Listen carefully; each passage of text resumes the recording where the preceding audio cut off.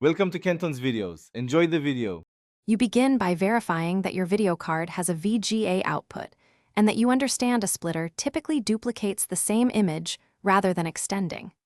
Once done, choose an active powered splitter for long cables or higher resolutions and gather 2 VGA cables and any needed adapters.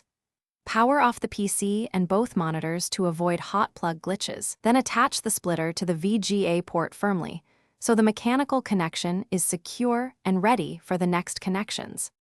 With the PC still off, plug 2 VGA cables into the splitter outputs and route them to each monitor, keeping cable lengths tidy to reduce interference. Next, power the active splitter so it can handle signal distribution and edit handshakes. If yours supports edit management, make sure it's set to the correct profile. Now power on the monitors, then the PC. This sequence helps the system read monitor capabilities correctly and stabilizes resolution and refresh rate choices.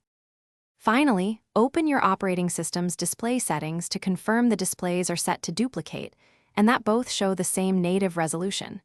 Adjust scaling if text appears small.